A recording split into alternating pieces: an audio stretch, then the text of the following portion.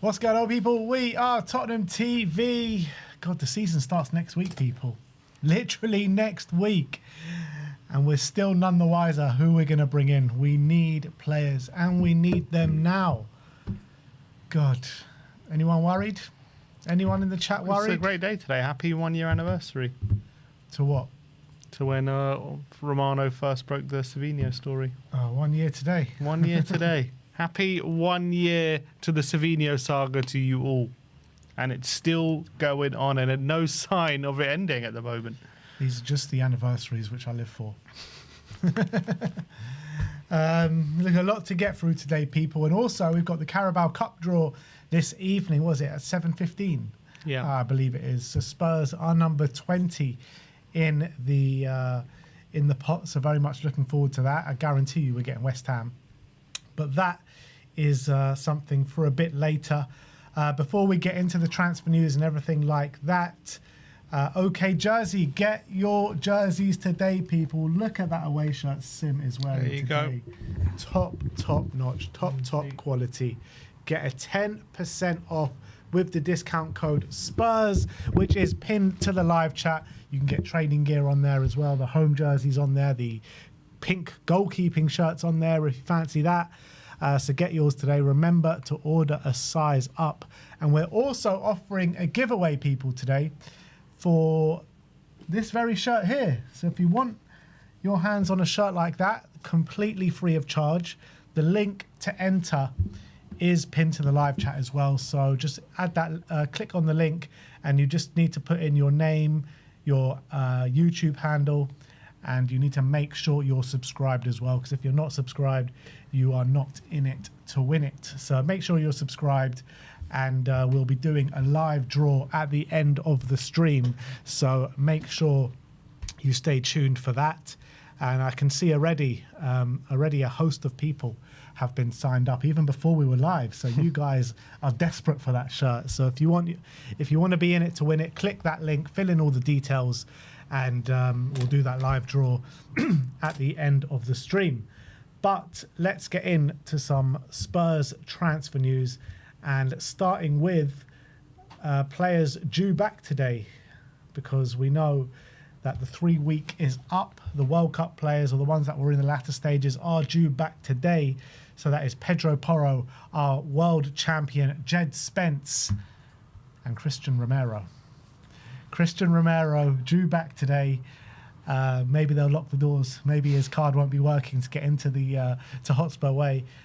But our club captain is back, or supposed to be back, alongside Pedro Porro and Jed Spence. So yeah, we're going to have a full bill of squad members. Do you reckon he returns to training? Nah, no chance. I wouldn't rule it out. Honestly, I wouldn't. Until the deal was done, he's going to train. And that's it. That's just how it works with these deals. Unless we send him off to the under-21s, or we just tell him don't bother, which is possible. But until the deal was all wrapped up, until it's all confirmed, he will probably be training with the team. Yeah, I'll prefer just to say don't bother, to be honest. You've made your bed. Now it's time to lie in it. And look, let's talk about Cuti Romero. I saw your update on it on, I think it was Saturday. And so the latest updates, there has been more that has come out since then. Fabrizio Romano says that Tottenham have no intention to sell Romero to Arsenal and will not enter negotiations with them. That is the club's stance as things stand, although the situation could still change. SZY says that Arsenal have convinced Romero to join. However, Tottenham will not allow it. Romero spoke again with Arsenal yesterday. And Spurs Journo says there is a non-zero chance Romero ends up at Arsenal. It's his understanding that the move has been in the works for much longer than we all think. Spurs, of course, are doing anything to avoid this. But there is also an update from Gaston Edul. What did he say? He said that obviously he's more likely to go to Atletico. That's where his most likely destination is. He also said that he claims that the Arsenal stuff is, they inquired about him, but there's nothing about Romero pushing the to go to Arsenal, which he actually mentioned there's some ITKs saying it, and he says is not true. That's what Gaston Edul says. Okay. So, yeah, I mean, believe what you want to believe. I kind of do believe it. I don't think there's any smoke without fire. And I think in terms of what Spurs journo is saying, that the move has been in the works for much longer than we all think. I wonder how long that is. I imagine it would probably be since the end of the season, something like that, since they knew about probably Saliba's back injury. Yeah, but he was playing at the World Cup, and obviously he did his back at the World Cup, but they didn't know he was going to be out for 3 months at the back end of last season. It wasn't that. He was due to have surgery after the World Cup, even before the World Cup started. Right, but he ended up aggravating it, didn't he, at the World Cup, and he got injured. But he was always set for an extended period out after the World Cup. So Arsenal knew about Saliba even before he went to the World Cup.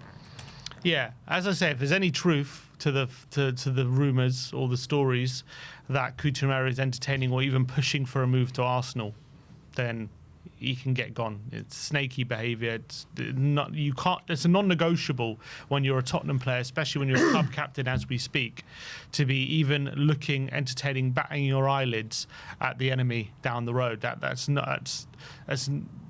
behaviour that can't be acceptable at Tottenham, and the doors should be locked. He shouldn't be allowed back at the club, and he shouldn't be allowed to have that move anyway. I'd rather give him away for free to Atletico than allow Arsenal to get their hands on him. In my opinion, that should not be allowed. But look, who knows what the truth is? There's rumours from ITKs, Gaston Idol saying something different.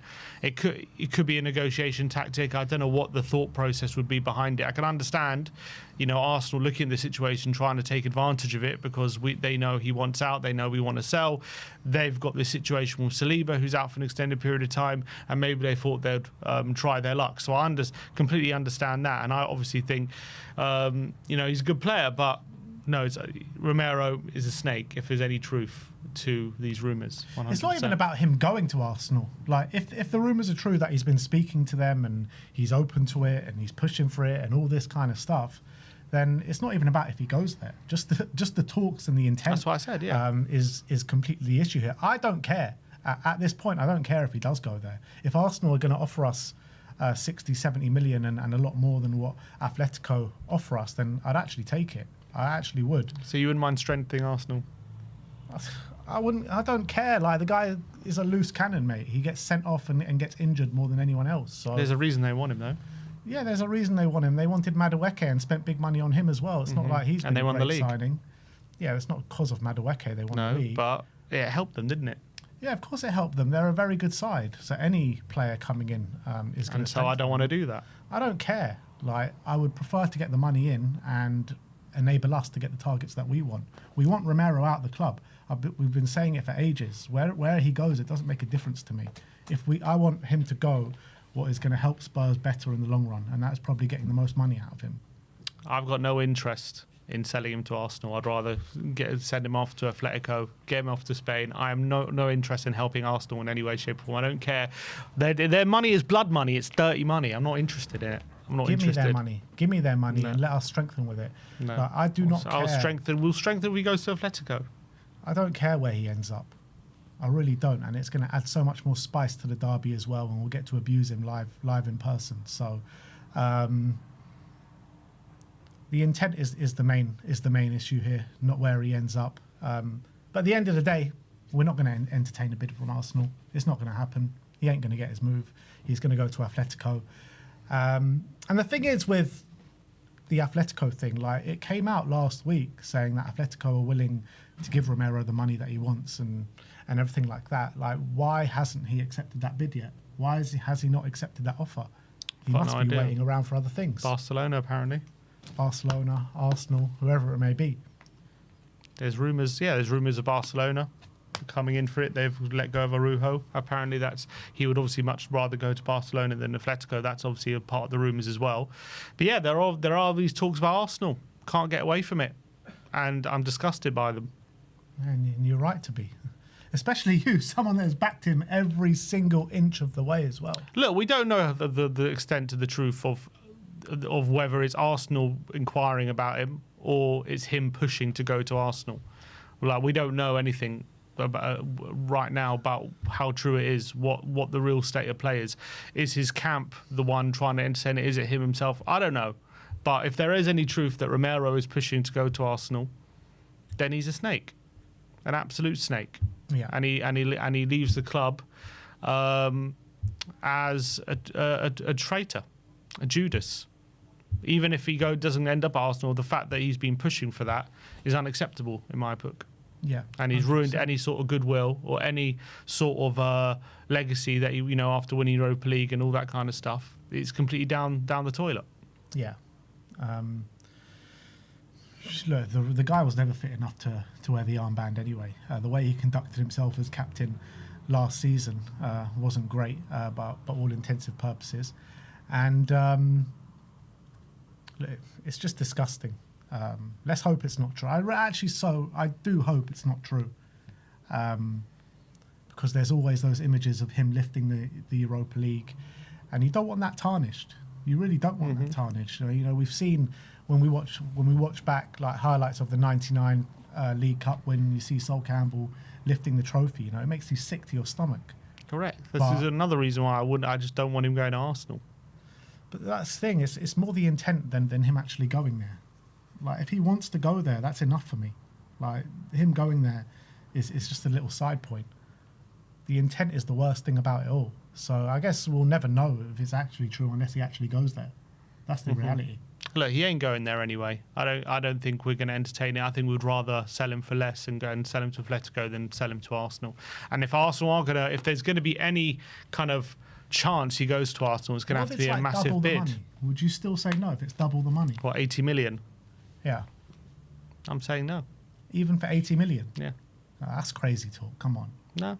I'm not. I've got no interest in helping Arsenal out. They want him for a reason to help them. But you're helping yourself out. We've got enough money. What's 40 million going to do for us? We've got enough money. We sell him for 40 million to Atletico and we reinvest. We don't need the extra 40 million that badly to help out a rival.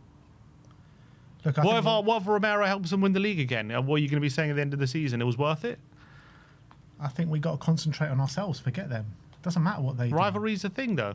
Yeah, rivalry's a thing. When we play them 2 games a week, 2 games a year, we'll give it to him. But look, Arsenal are on their own thing. Like, it doesn't matter if we sell them Romero or not. I don't think money's a problem for us.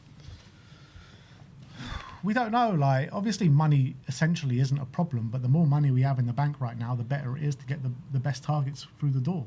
That's fine, and send them to Atletico, and we've got the money to reinvest. We don't need to be selling out to Arsenal and selling who our current club captain is, and having all these images of him lifting Europa or whatever, all being tarnished because we want an extra few million. I'm not interested in that, not at all.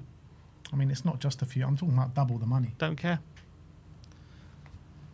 Forget Arsenal. I'm literally not bothered one bit what they do.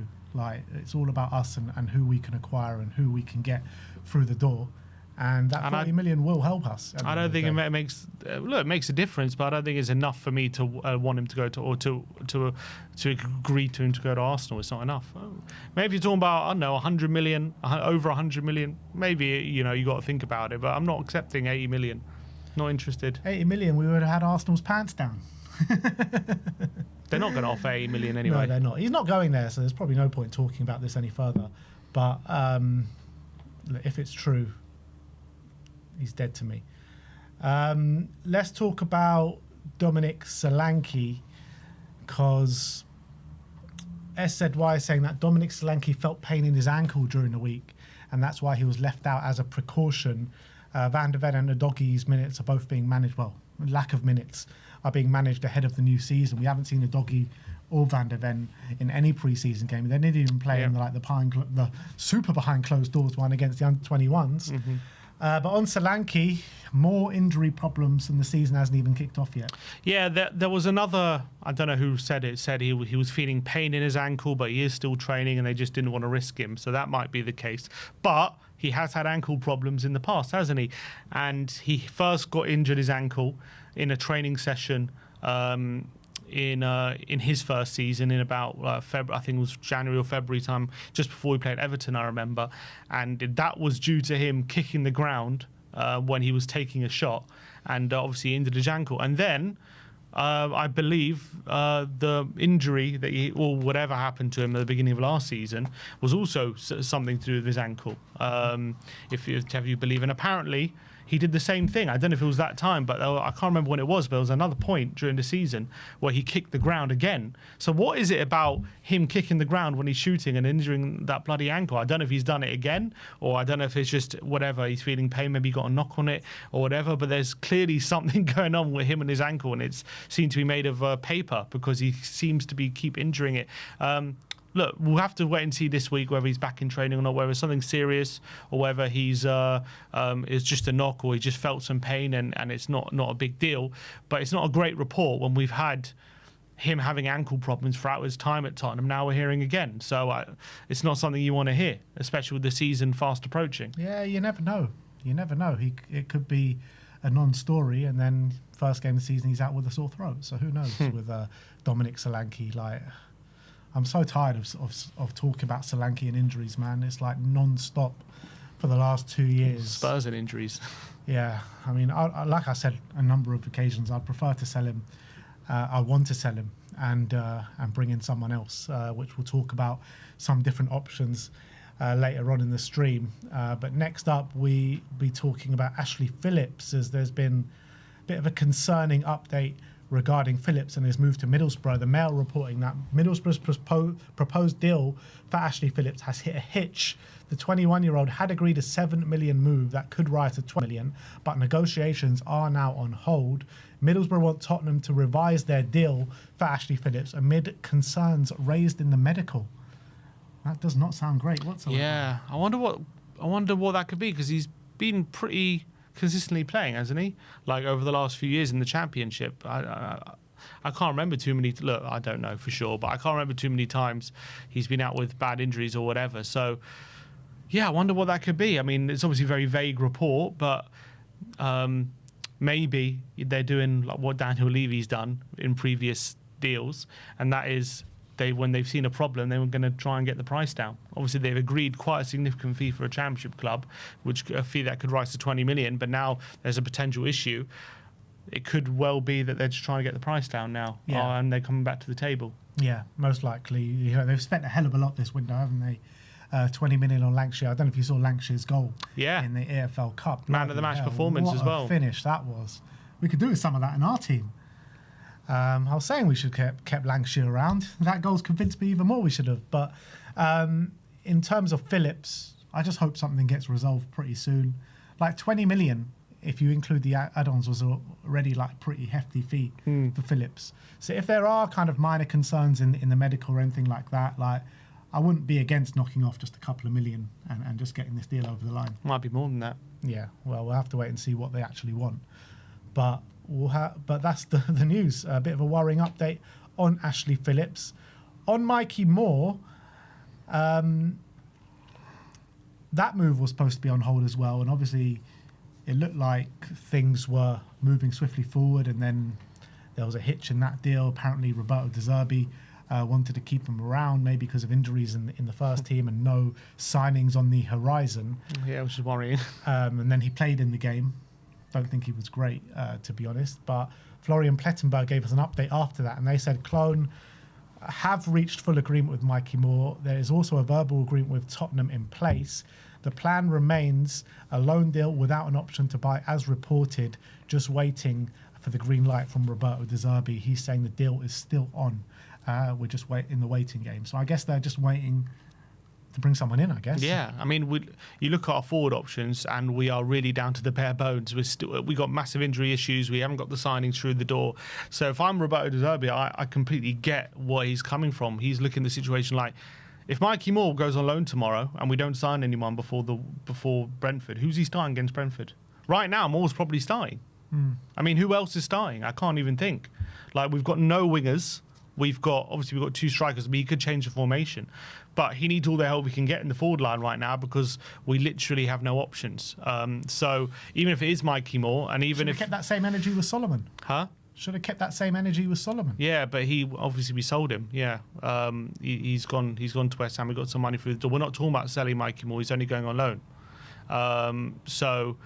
Yeah, look, we could have kept Solomon as well. We should have had signing through the door at this point. That's the reality. But he's probably looking at the situation thinking, I can't send him on loan just yet until we've got these players through. And I completely understand that. I mean, even if Mikey Moore's not, completely ready on setting the world alight, he's better than no one, I guess, right now. Yeah. There's not one fit right winger in the squad, is there? Not one. Which is crazy. All this money that we spent and we got no forward line whatsoever. I know, it's mental. I guess we'll get into more of that, no pun intended, in a little bit. Yang Min-hyuk looks like he is set to leave the club. We're talking about blocking Mikey Moore. Maybe it shows where De Zerbi rates Yang Min-hyuk, because he's been pretty awful on pre-season so far. Sasha Tavaleri says Yang Min-hyuk set to be loaned to Westerlo this season from Spurs. Yang has already completed his medical tests as full agreement has been found with Tottenham. So another Spurs player going out to Westerlo, following in the footsteps of Luka Vuskovic and Alfie Devine. Yeah, and obviously those loans did brilliant for them. So hopefully Yang can really get that experience. Obviously, he's had a couple of championship loans, and it's not really been, 3 championship loans actually, hasn't it? And it's not really been great for him. I mean, some mixed results, let's say. But the fact that no other championship club wants to go for him kind of tells you what they think of his time down in the championship. Not that he hasn't done particularly well. He's had some really poor showings in pre-season. I think he's really looked just not up to scratch, not good enough, anywhere near good enough at the moment, missing sitters left and right, not really being a threat off the ball. He just needs a lot of work, I think, Yang Min-hyuk. So I think even though the Belgian league isn't the best league in the world, I think just a consistent game time at a decent level will help him out. So hopefully he goes there and does well. I think at this point you're probably doing that with a view of trying to get some money for him at this point. I don't think there's any hope for him coming to the Spurs first team, but you never know. Yeah. In terms of incomings, let's talk about Cody Gakpo, because SZY is saying that Tottenham target Cody Gakpo is a Roberto De Zerbi choice. And the Footy Insider says that Liverpool could allow Gakpo to join Tottenham if they strengthen their attacking options before the window closes. Liverpool are pursuing Bradley Barcola and Ibrahim Mbaye, with both rivals potentially clearing Gakpo's exit. Tottenham may need to offer at least 70 million, while Liverpool currently have no plans to sell without replacements arriving. There could be a few developments in the works, with Ferran Torres potentially going to PSG, which might allow Bradley Barcola to go to Liverpool. We know that with PSG and Bradley Barcola, they're in club-to-club talks right now.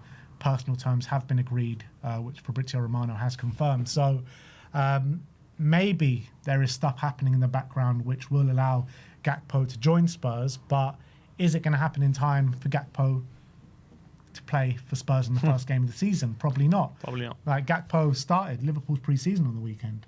And according to some reports I read, he had a good game. And some suggestion, Gakpo is a very Iraola kind of player, and he really likes him. So whether Iraola wants to keep him or is happy to let him go as well. Your new manager, new set of eyes on him. Everyone starts at zero. So it could be the case where Iraola wants him to stay, even if they sign one more.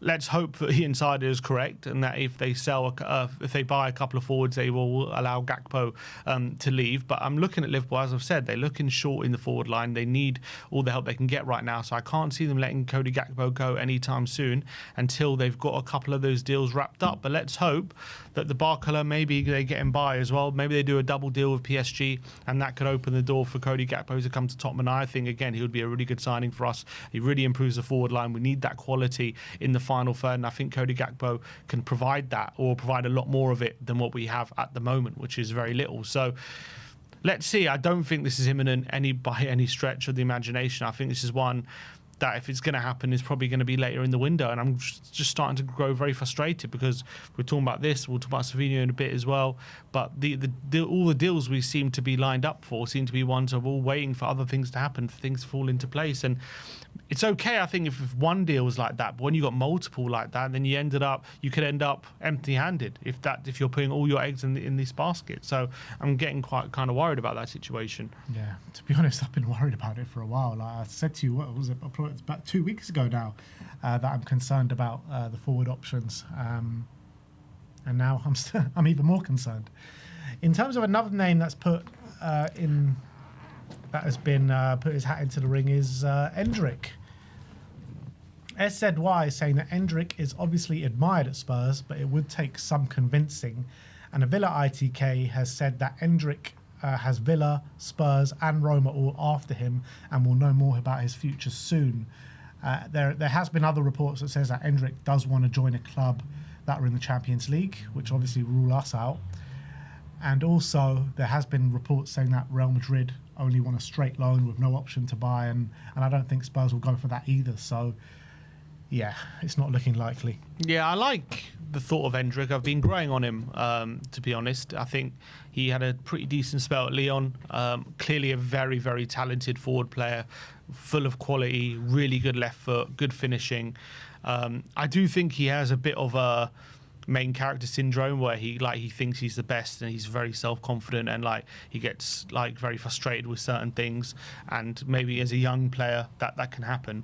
But I do like him and I would love to bring that kind of quality to Tottenham. But yeah, getting him on a straight loan doesn't really interest me. I think if we're getting forward players, obviously if late in the window we haven't made any moves and he's available and that's the only thing, then fair, I'll do it. But I think right now, when there's potentially other options on the table, I don't think doing a straight loan makes a lot of sense to me. We should be looking to build our attack for the future, to have players who want to be at this club for the long term, who are really buying into this club, which De Zerbi can demand 100% for. We've seen last season, not with Paulinho, but definitely Moani. We got him on loan. He just didn't seem interested. He didn't seem he wants to be here, and I don't want that to be the same case with someone like Endrick. But I do think if we were to get him and you put an option in there, or even we buy him outright, you got a very good player in there and one who could be here for a long time. So I wouldn't be interested in getting him in here, but only if there's a view to getting him permanently. Yeah, look, if he's gonna, stay strong on the Champions League thing and Real Madrid won't budge on the option thing, I just don't think this is a starter. Yeah, you're probably right. If it comes down to the last couple of days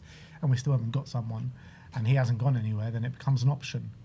But as of now, but even that, him saying he has to join a team in the Champions League, no disrespect, but why? Who does he think he is right now? I understand he's a very talented player, but he has to be playing Champions League because what? He's Endrick, or do you think there's going to be more game time? Is that what he's thinking? Look, the guy absolutely smashed it out in Brazilian football. Obviously, he got a massive move to Real Madrid off the back of that. He's gone straight from Brazilian football to the pinnacle of Real Madrid, the biggest club. So obviously his head is going to be maybe too big to fit. That's a problem, times. Look, he did go on loan last year to Lyon, and he did all right there. Maybe he's thought, I've gone on loan to Lyon, I've done pretty well there, and now it's time to test myself in the Champions League. But you're 20 years of age. You should go looking at the best project. You shouldn't be saying I have to be playing Champions League. You're 20, mate. And you still need to prove yourself. You're not even proven anything yet. Yeah, but I don't think he's looking at projects because he's only going there for one season. He's looking at somewhere where he can play Champions League football in consistent minutes in a good league. I don't think he's looking at a project 2 years down the line or 3 years down the line where even more where so he fits in. Then even more so he shouldn't be bothered about playing in the Champions League because you're only there for 1 year. It's not like you're joining a club for the long term. Why do you have to be playing Champions League football? That's a bit of a red flag to me. It's the highest level. I understand that, but you should be looking to better yourself. You should be looking at the best place for you to develop as a footballer, not to play in the Champions League. Premier League's good enough, mate. It's good enough for you to test yourself. If you can do it in the Premier League, you're doing something right. You don't have to be playing Champions League football at 20 years of age when you're still growing as a footballer and trying to bet yourself. Right now, he's not the finished article anywhere by any stretch of the imagination. He's still got. I know he's done very well. I'm sure he's a very talented footballer. But until you prove it, I don't think you should be making demands such as I have to be playing Champions League. I think it's ridiculous. But if there are Champions League clubs in for him, then why not?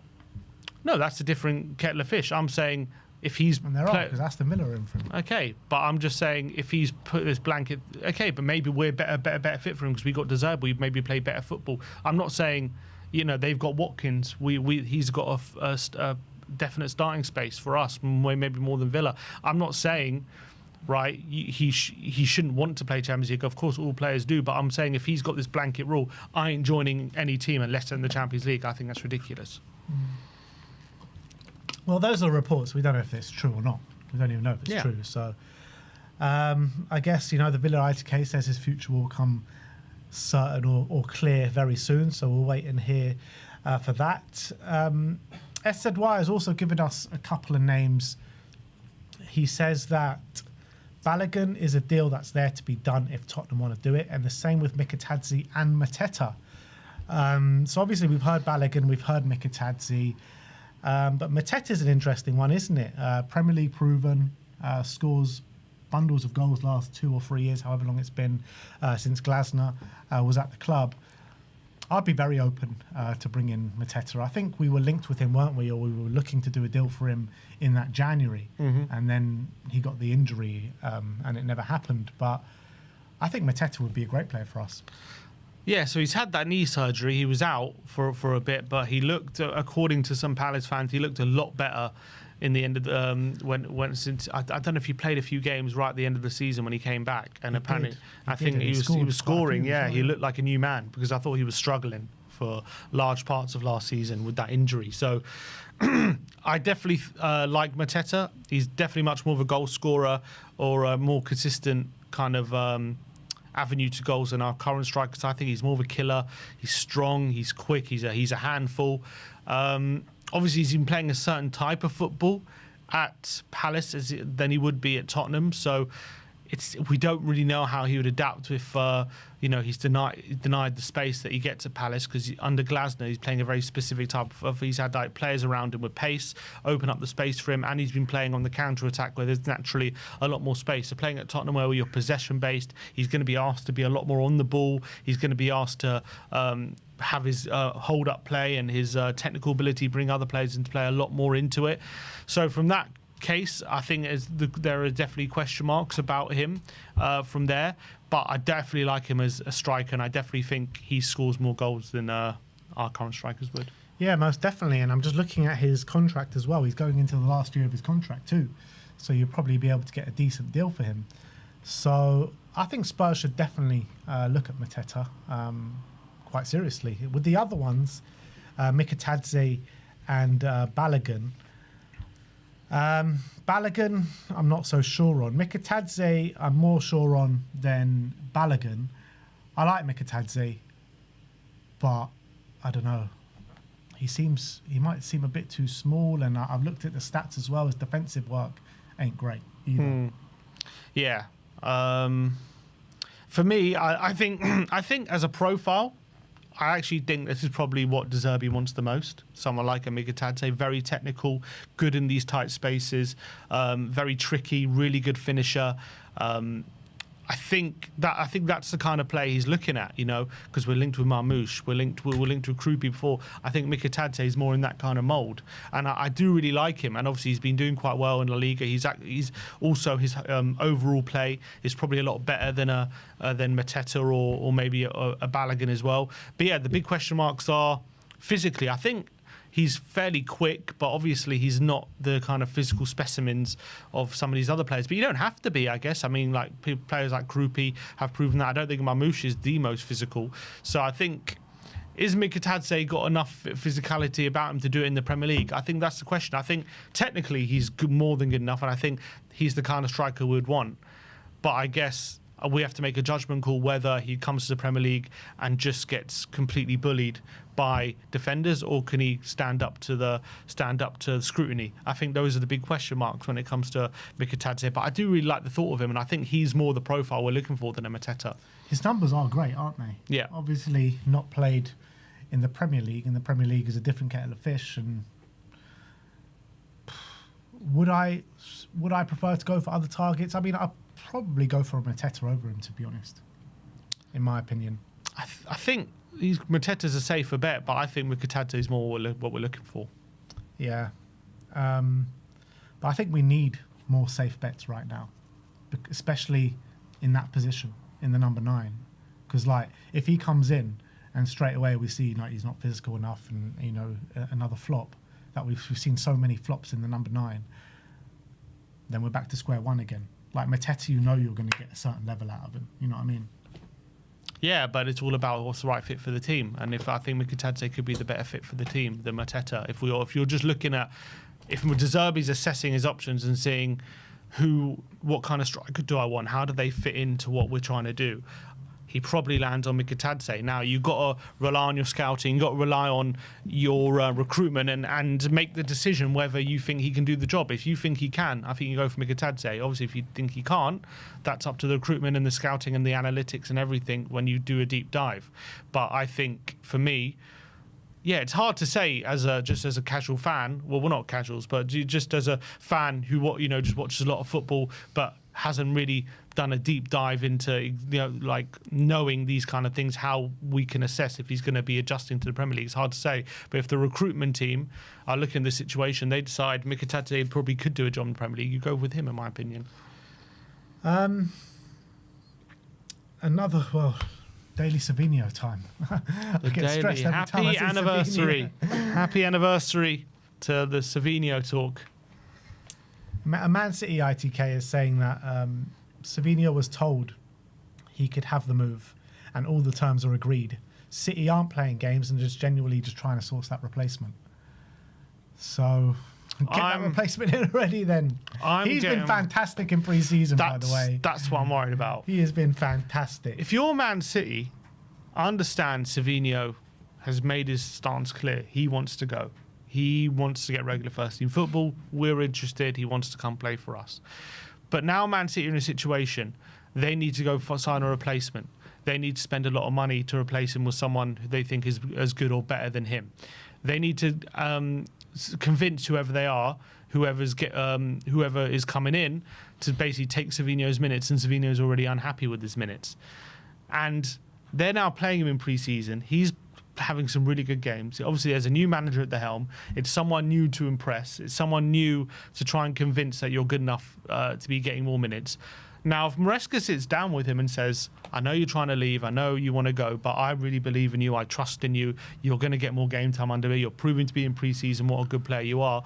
I mean, that could easily change, can it not? I understand he's been frustrated over the last 2 seasons with his game time, but a new manager, everyone resets. Could Maresca convince him with a conversation? Now, from Maresca's point of view, would he want to have that conversation considering how he's playing in pre-season? Savinho looks like he's trying to prove something. He's trying to prove himself to the new manager. He's trying to show, I am a good player. I do have something to prove. So the more he plays in pre-season and impresses, and the more this rumbles on, the less likely I think it's going to happen. I'm getting really worried about this deal, to be honest. I'm getting really worried because it's rumbling on. There's been no movement. He's balling out in pre-season. All the pre-season reports I'm reading about Savinho about how impressive he's been one of the shining lights for Man City. If you're Maresca, it's like, why bother looking for someone? We got someone right here who I know has expressed he wants to leave, but you're a new manager at the helm. He's starting from scratch. You can convince him that he's going to be given every opportunity. And maybe he doesn't go for it because he says, look, I've given 2 years, I don't want to stay here any longer. And maybe he's adamant. But maybe he does change his mind and softens his approach, and that's very possible. Look, it is possible, but when you look at the options that Man City have, it's clear to see that he's going to get a lot more minutes at Spurs than he will at Man City.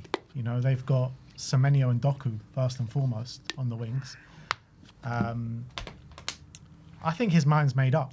He's handed in a transfer request. It all depends. I think if Man City can get someone in, they will bring someone in and this deal will get done. I think Maresca won't want a player on the books that doesn't want to be there. And I don't think he wants to be there because he's handed in a transfer request. So I think he's just looking at the situation with Semenyo and with Doku ahead of him. And that's why he wants out. He wants to go somewhere where he's going to be playing week in, week out. He doesn't want to have this kind of like bit part role. And maybe, he'll get more minutes than he did last season and he'll be more involved. But is that kind of as involved as he wants to be? I think he wants to be a starter, not just someone that they look to when they want to rest a player or bring an option off the bench or something like that. Like, I think Doku and Semenyo, even now after a good pre-season, are still ahead of him. I don't disagree with anything you're saying. I think I'm not saying he doesn't want to leave right now. I completely agree. I'm just saying from Man City's point of view, like, the urgency for them to find a replacement is getting less and less the more Savinho balls out and the more he plays well. And do they back themselves to change his mind more than having to find a need for a replacement? that's the worry. And I'm saying the more this drags on, the more he's like playing well and trying to prove himself to the new manager. The longer that goes into the window, the less likely Man City are incentivized to do all they can to find a replacement, just because Savinho is saying right now he's unhappy, where maybe Maresca can have a few conversations, trying to bring him back on side, trying to convince him he's getting more minutes. Then all of a sudden Savinho's minds change and that problem goes away for Man City, and they don't need to find a replacement. And the longer this drags on, the incentive for Man City to go find a replacement is getting less and less, and that's what I'm worried about. Look, it all depends on if they can sway his mind. There's no suggestion that they can.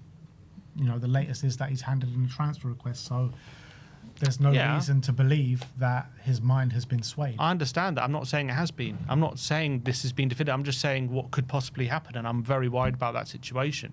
And I think it's very possible that could happen. I've seen it in football a million times. Footballers can change their mind. One conversation, you hear a bomber, Savinho set to stay now. It happens. Things change in football. Things change in football very, very quickly with one or two conversations. And I'm just saying the longer this drags on, the more he's balling out for City, the less incentive City have to do all they can to find a replacement for him. And that's what I'm worried about. Do you think this deal gets done? I'm starting to get worried. I don't know.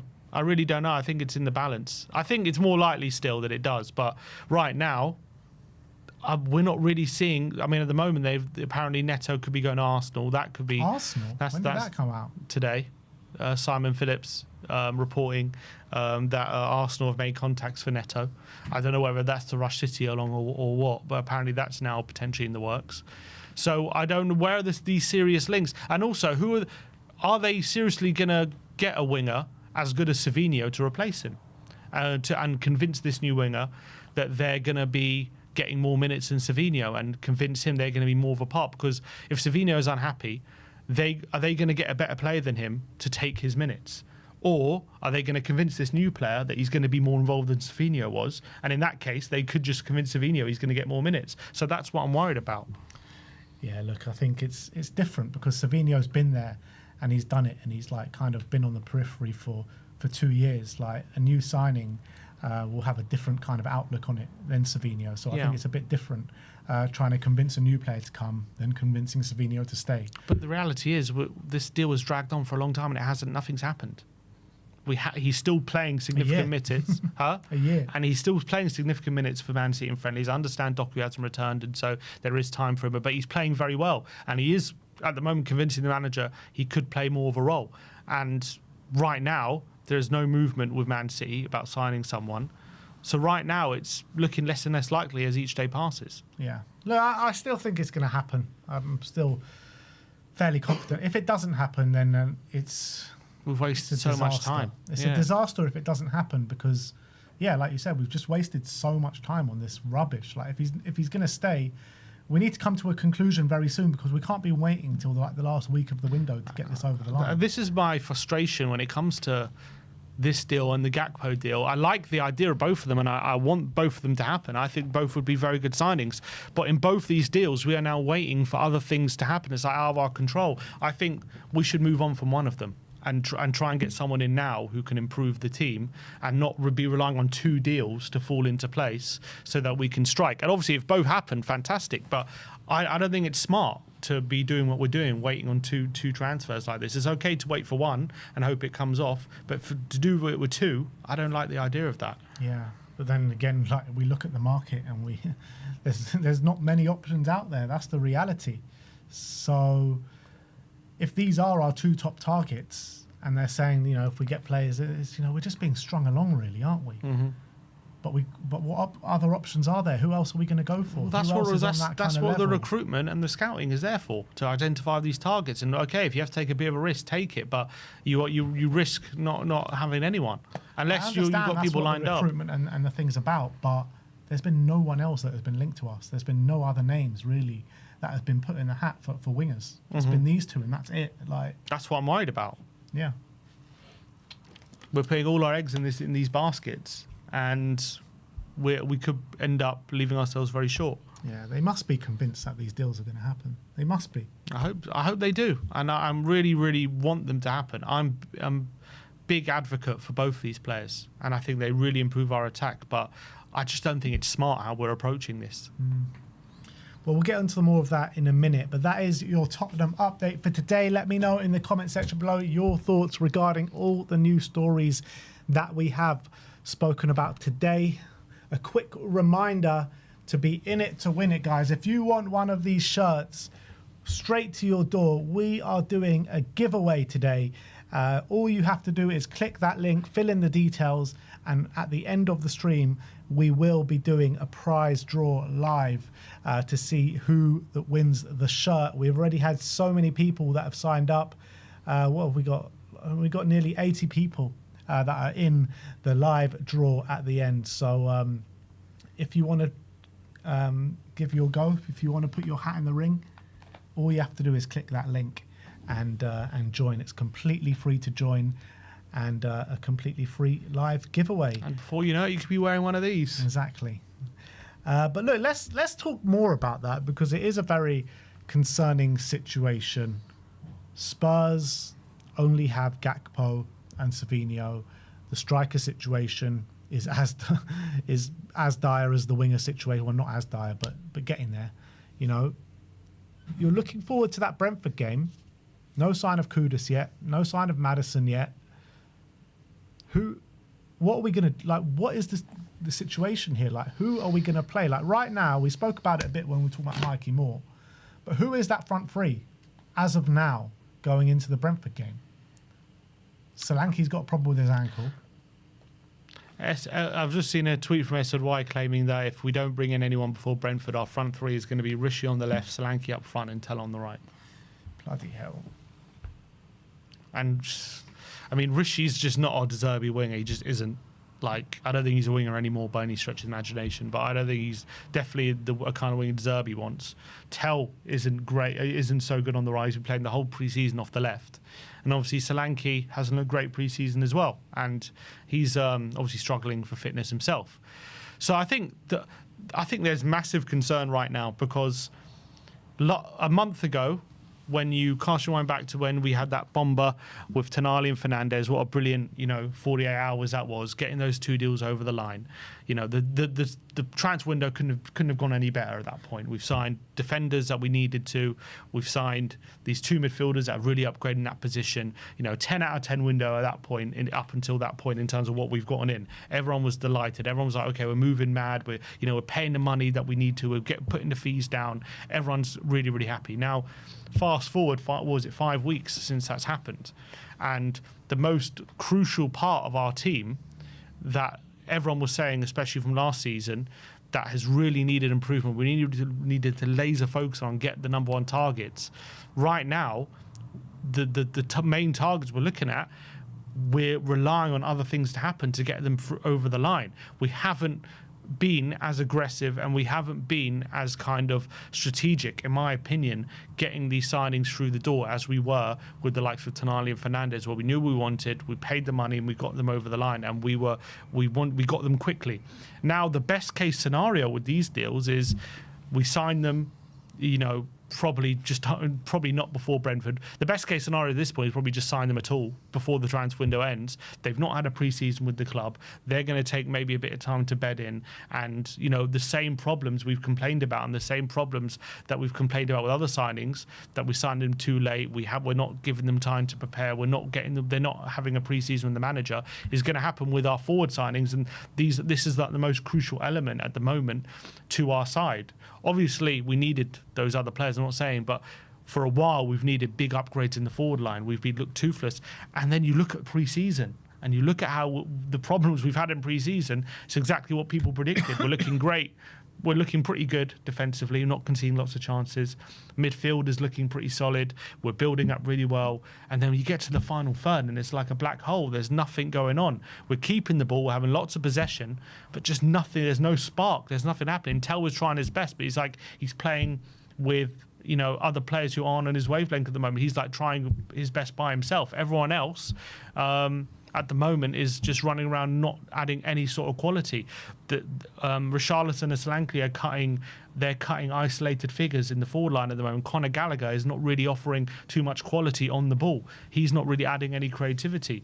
And then you look at the current forwards that we currently have, the current attacking players we currently have. And look, if everyone is fit, we do have some quality here. The problem is, Decky, he's nowhere near ready. Kudus has come back from a long-term injury, so we don't know when he's going to be fit. Maddison hasn't played a single minute in pre-season, and he's our main creative outlet. Not even training at the moment with a reported hip injury. So all the quality that we do have in the forward line there's currently question marks about their readiness and their fitness. So what have we done for these last 5 weeks at the moment where we're sitting here and we face the prospect of going into that Brentford game with a really, really short forward line? And not only is it short in quality in the starting, like if things aren't going well, who are we even going to bring on off the bench to maybe help make things happen? And the thing is, the way things are going, I'm really advocating like getting Luca Williams-Barnett really heavily involved, because I'm just seeing a real lack of quality. I'll rather maybe take a punt on him and see if he can do anything, maybe even if it's off the bench, than some other options right now. I'm really concerned about how we're going to start the season when it comes to this forward line. And I was obviously, when it came to talking about this conversation weeks ago, De Zerbi had been reiterating many, many times, we want forward. He was saying himself, we know what we want. We want those first level forwards. The club had clearly identified what was lacking. De Zerbi had saying himself. So there was no real need for me at that point to be worried about what we're going for, because clearly the club knew what we were going for and we had our targets. But we're now down the road here and the league is very quickly fast approaching. And the ones that we're most linked with, they don't seem imminent by any stretch of the imagination. Now, things can change very quickly. Maybe Savinho get the green light this week. Maybe Gakpo, things change quickly and we got them both in time for Brentford. But even if we did, they're going to be very much playing catch-up. Even if we got them in tomorrow, they're going to be playing catch-up by the time Brentford comes in, because it's very, very quick. So right now, I don't see them coming in the next 12 days. I really don't. I think it's going to take beyond that. And so I don't know we're pretty much, looks like we could be sacrificing some early results here as we wait for these forward players to come in. Look, I told you I was worried 2 weeks ago. You told me I had nothing to worry about. And the worries are here now. And I think a lot of people are genuinely starting to worry, because the forward option looks terrible. It looks, lower half of the table at best, to be honest, at this point. And the thing that you say about Luca Williams-Barnett, we've got no choice. He's going to have to be drafted and he's going to have to play some part. He's going to have to get some minutes, because we got literally no one else. So, what De Zerbi was saying about, we want the top tier, we want the first choice options, that is Savinho and Gakpo. That is why we're waiting around for so long for these players, because that is what De Zerbi explained. That's who he wants. But, I look back at last summer, we got Kudus over the line pretty early. We got the here we go for Morgan Gibbs-White. That fell through. We got, I think we got the here we go for Eze, not that long after that. And then it went very, very quiet for a very long time, up until we signed Javi in the last week of the window or whatever it was. So I'm seeing, it's not too dissimilar to what we've seen this window. We got a flurry at the beginning of the window, and now it's gone quiet for the last month and a bit, however long it's been. So actually, when you're comparing last summer to this summer's obviously been better, because we got more players in early and we got higher caliber player, particularly in the midfield. But there are similarities there to last summer.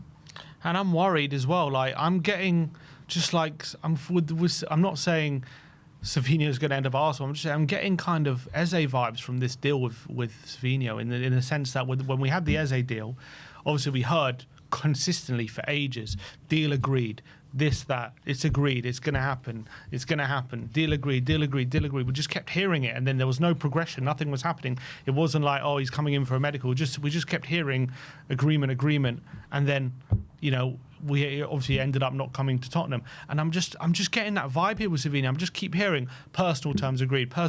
He's going to come. He's transfer requests, all this stuff, agreement.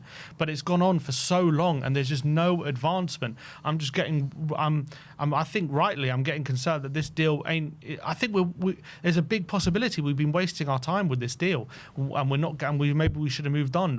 I think, are we wasting our time with it? I think I'm starting to get that vibe when it comes to the Cody Gakpo deal. again, a player we're hearing he wants to come, and you know he'd be very interested in coming, and we're prepared to pay a lot of money to bring him through the door. But for him to come, we need Liverpool to be spending massive money in Barkley. We need maybe even them to buy another forward, and even then, could Iraola convince Gakpo to stay? Even then, is Gakpo someone that Iraola likes? And maybe he's like, you know what, I'm going to end up keeping him. So we could be wasting our time with that one as well. The two main transfer targets could be a massive waste of time. And all of a sudden, we've wasted all 5 weeks chasing players that were never really realistic or attainable. And I'm getting really concerned. And we should be, right now, getting someone through the door to improve this forward line regardless of those two players. And if that happens, then great. But we should be in the market we should be using our scouting system, we should be using our recruitment to get players in that we think could improve the forward line. If we can't identify anyone more, I understand Savinho and Gakpo, two players who are played in the Premier League before, we know what they could offer, we're really convinced that they're really good players, that they could be great for us, and that's fine. But if we can't identify any other players apart from them that we think potentially could improve our forward line, then I think that's a failure of the scouting and the recruitment, in my opinion. And I think we could end up this window again with a late scramble near deadline in the last week of the window to get targets in when it comes to pass that these deals are falling through. The thing is, though, I think a lot of clubs are going through the same issues as us right now in terms of trying to bring in wingers and trying to bring in top talent in the forward line. You're not seeing many players like many good clubs or many clubs at all. Look at Arsenal, for example. They went for Vinicius Junior. They've brought in Solis. They're still looking for more, but they're also, with a few weeks left of the window, not sure who they're going to bring in and not identifying that many targets. So I think it's more of an issue with the current state of football right now. I understand what you're saying, but Arsenal could sign no forwards and still be in a title challenge next season. That's not the same with us. We are desperate for forward players. We are desperate for improvements. Who will improve Arsenal is not the same as who's going to improve Tottenham. Yeah, that's true. But what if it comes to a situation where, all right, we admit within ourselves we're not getting Savinho, we're not getting Gakpo, and we go for someone further down the list and they're not as good as Savinho and Gakpo, right? Not only will we maybe be looking to upgrade them in a year or two's time because they won't be good enough, Savinho and Gakpo could actually become available later on in the window when these clubs actually do go and get the other players coming in. So would you prefer to bring in the kind of lesser player right now, or wait to bring in a Savinho and Gakpo later on in the window? As I said before, I would wait for one of them. I think waiting for both of them is stupid. I think playing this game with two players when we need to probably sign three, and so you're playing this waiting game for two, you're risking not getting two players for over the line through waiting and seeing what happens and seeing if there's other movements that open the door for you. I think if you're doing that with one, then fine. I think that's fair enough. Like you can take the opportunity, but doing it with two is way too much of a risk for me. I think we should, for me, move on already and start looking at other targets for one of them. And whatever one you think is less likely, you look for other targets, because I understand they're probably the best on the market for us and they're the best available or best we think we can get if we can get them through the door. But at the end of the day, they're not guaranteed. Maybe Liverpool don't get their guys. Maybe Man City change Savinho's mind. Whatever, things can change. So I think right now, with Brentford fast approaching, we should be looking to get at least someone through the door, even if it's lower down the list. And you should trust your recruitment, trust what your scouts are saying in terms of all the data or whatever, in terms of who you think come in and really do a good job, and go for it and trust yourself, and not just rely on these other things happening. Because I think it's too much to rely on two of these players coming in. Yeah, I think it's too much. Trust this, trust that, but it's really helped us before in the forward line, hasn't it? We've been trusting our recruitment, and nothing's happened from it. I wouldn't be totally surprised if one of these deals kind of collapsed and we go in for Rafael Leao. I wouldn't be surprised at that, because he's still milling around there at Milan, still wanting to leave. Nothing's happening on the Leao situation. We know we've had talks in the past, so I wouldn't be totally surprised if later on in the window, like something like that, comes about with Rafael Leao. But what are these other names? Like, who are these other players that we can go for that are going to take our forward line onto the next level? There's plenty of players who can improve us. Now, whether obviously given that we've just gotten, we spent massive money on these midfielders, we all want the A-list tier, the A-tier talent, or the top talent. That's proven. That's what everyone wants. That's what all teams want. But I'm not a scout. I'm not someone who works for the recruitment. It's not my job to identify players who I think can improve the team. I'm sure the scouts have got a list of names that they think can improve the forward line. It's not your job, but you watch a lot of football and you know what's out there. Yeah. But there's not one other name that anyone can bring. Not one. There are players out there. Name me one. There aren't players as proven, or I think as are sure bets as the two that you're talking about. But there are players out there that, like Iliman Ndiaye. He can improve us. Maybe even I don't know, Yakuba Minter. He could be a good option. I'm not saying get these guys in. I'm just saying there are players that improve this forward line, and that we could bring in to improve the quality of the attack. And right now, we're just sitting on our hands waiting for things to happen, and I just don't think it's smart business. I don't think it's clever to do it with our whole forward line. Like, we shouldn't be this reactive. We should be proactive like we were in the other positions, and it seems as though we're being very reactive right now. If we get them both in on deadline day, I mean, still, they missed 2 games, but would that suffice for you? Yeah. If you offered me that now, I'll take it, because I'm worried that we're not going to get them at all. So, of course, if you're telling me right now they're both going to come on deadline day, and that's going to, they're going to improve our attack, fine, I'll take it. But if it goes to deadline day and we're still not going agreement through, I would say it's unlikely we're going to get them both on deadline day. But yeah, I would take that. But are we really going to risk that? No, we shouldn't. Exactly. That's my point. It's just Tottenham, isn't it? Like, we're always in this situation. Every summer we go, every single summer we're here in the last few weeks of the window, desperately needing players. It's nothing new. We thought this was going to be a new window, and it was at the beginning. 6 signings in before the start of July, wasn't it? 6 signings in before the start of July. And now we're here, the season starts next week, and we need a minimum of 3 players. And I don't want to, but I see people in the comments, I'm being negative, I'm overreacting, whatever. And I don't want to be negative. I'm a positive fan. I'm a positive person in general. I'm usually the one that's been accused of being too positive. I'm the one that's usually being seen as like, oh, you're in the clouds, or whatever. But the reality is, I'm just looking at the situation. You're looking at what the lineup is probably going to be against Brentford right now, and I'm like, how are we starting the season with that kind of front line? How we got to that situation? The front line is decimated, and even with players coming back from injury, we don't know whether we can rely on them. We don't know what condition they're going to be in. Even if they do come back, when are they going to be fully fit? When are they going to be at their best? There are so many question marks about the forward line. We probably just should have not have let Lancashire go.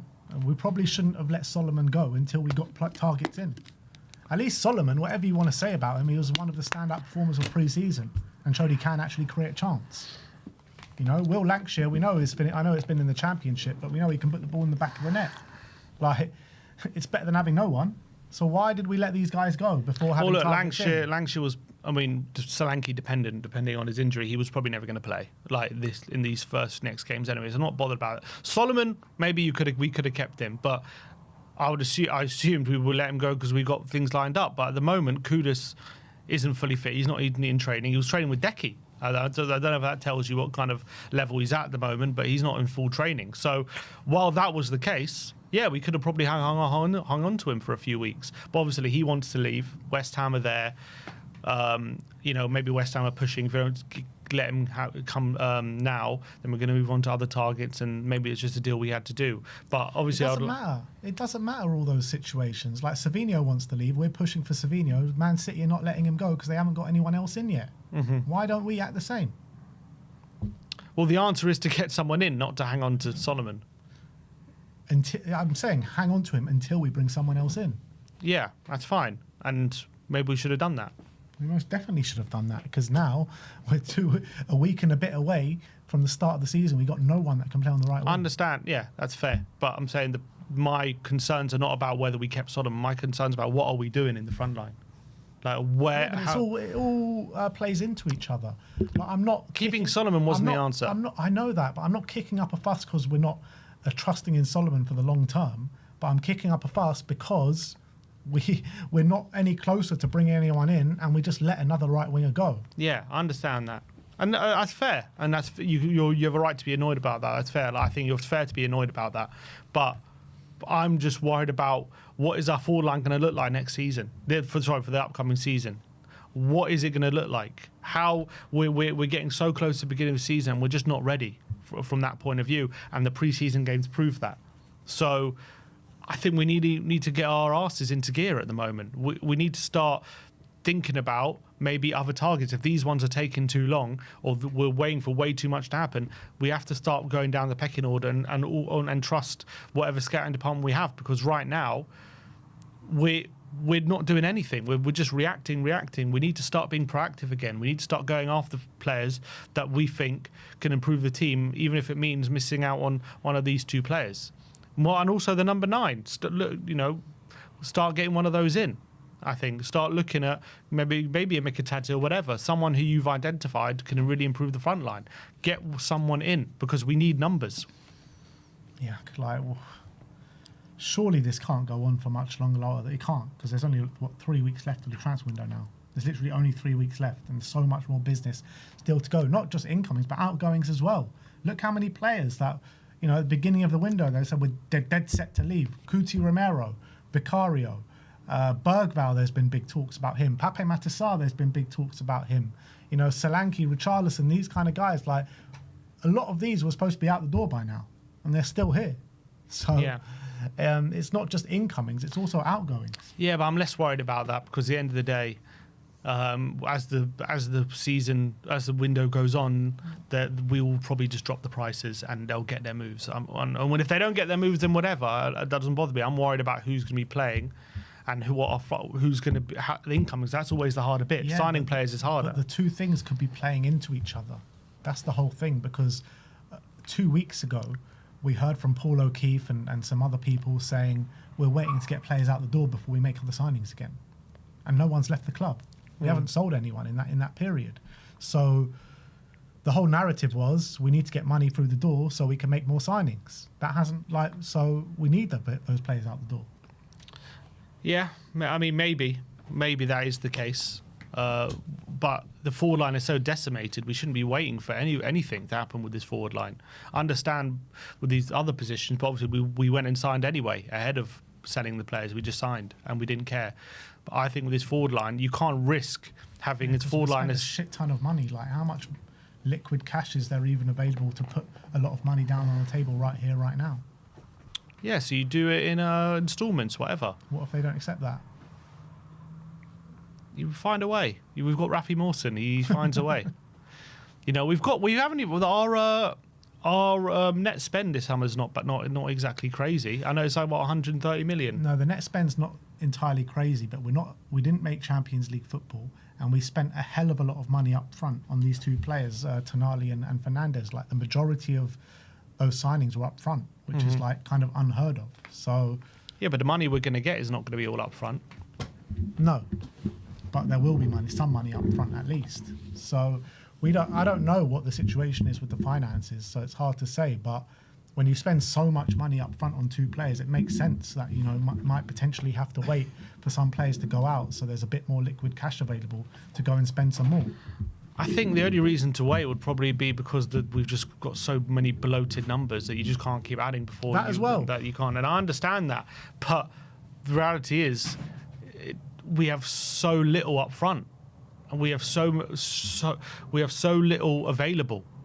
How we can't risk that situation going on, regardless of the whatever. We just can't risk going into the season with the current front line.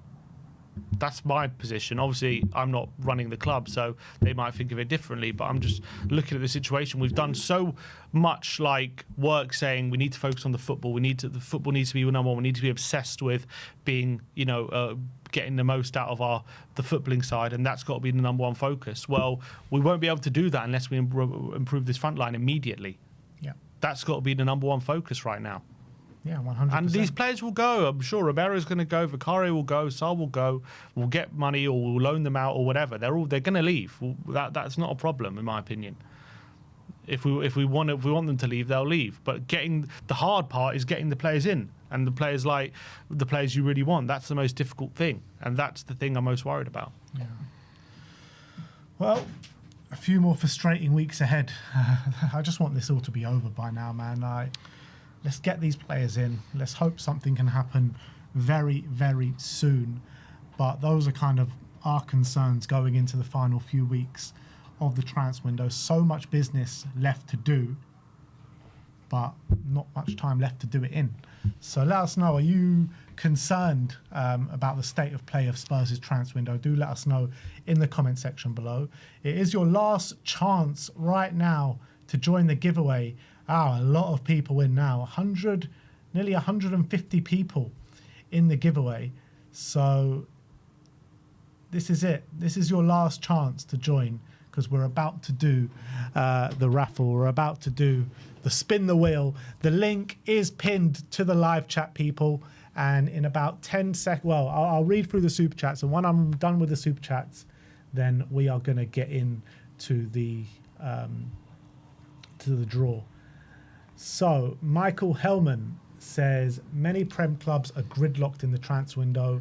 Remove or cover your Romero stickers. Yeah, maybe it's time.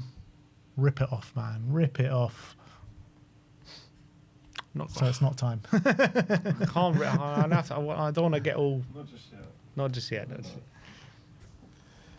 Michael Hellman says Romero and Vicario are why we're almost relegated. Stats prove it. Reds, questionable injuries, etc. I mean, I don't think it was down to those two, but yeah, they definitely played a big part.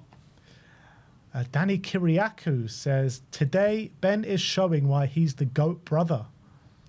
And you're proving why you're the deluded. Azad Hamid says, keep an eye on Bilal El Kanous. Deserby loves him. Top player. Yeah, he's very good player. Yeah, doing very well at Stuttgart at the moment. He was I thought he was quite good at the World Cup as well. I said I wanted him after Leicester. Do you remember that? Yeah, he was decent. I do like him.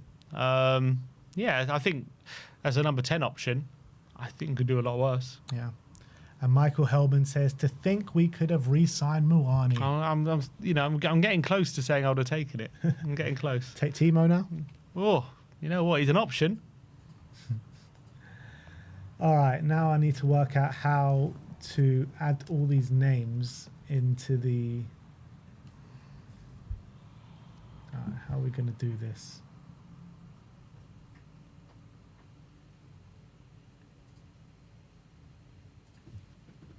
All right, here we go.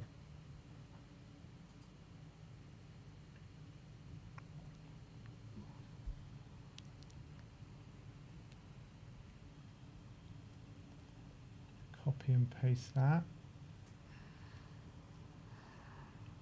There we go. Bloody hell. Can I share my screen? Yeah, which one? You got less view. Have you got, one less view. All right, here we go. Reconnect them. It's only 5. Oh, there we go. Let's view. Hell of a lot of names. We're about to do the live draw for the free giveaway. We're going to be doing a lot of these. So if you don't win in this one, we have got a further 15 more shirts to give away, people.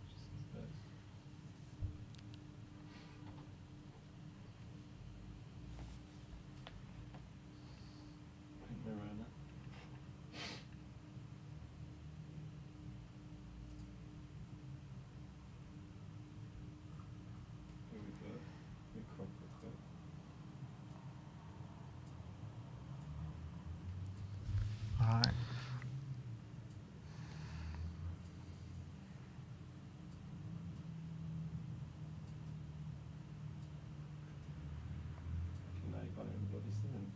I know, can't see your name, but there are names. I think 170 of them. One of you 170 names. One of you is lucky to be the lucky recipient of one of these shirts. All right, we ready to go? You guys in the chat ready? What are they saying? Are they ready? Yeah, who's ready? Who's in it to win it? Let me know in the chat if you're in it to win it. You got the shirt. Yeah, do you have the? You can show Yeah, it. Yeah. bring me one of the. Bring me an away one. Away one. You want an away one today? Thanks, mate. And this. You want one? One of this Will shirt says is I going. just want a bomber. This shirt is going to one of you lovely people that have entered the draw. So let's do it. Spin the wheel. Spin.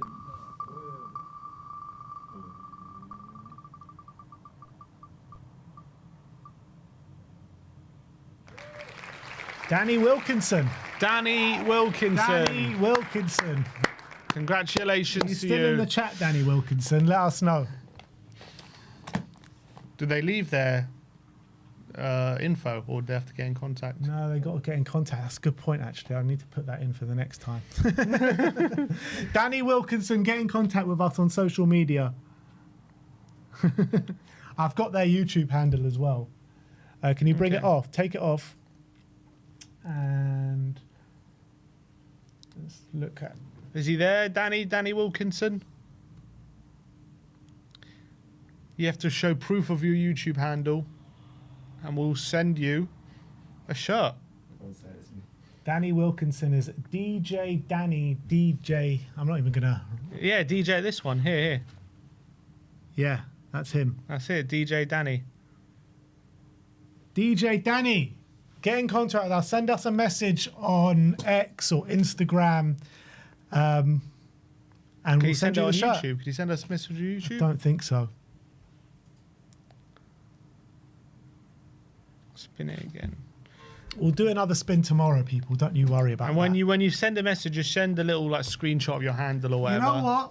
You know what? Because so many of you were very interested, you better tune in for the live draw of the Carabao Cup. We'll give another one out on the Carabao Cup live draw. How In a couple of hours. How about that? Because I'm feeling extra nice today. Shirt bomber, so we're calling it. But Danny, do remember to get in contact with us. And that will be all for today. Big up to Danny Wilkinson. He has won the shirt. Another one we'll be giving away on the Carabao Cup live stream draw. So come and join us then, people. Thank you, everyone, for joining us today. Like, subscribe, and comment. And as always, come on, you Spurs.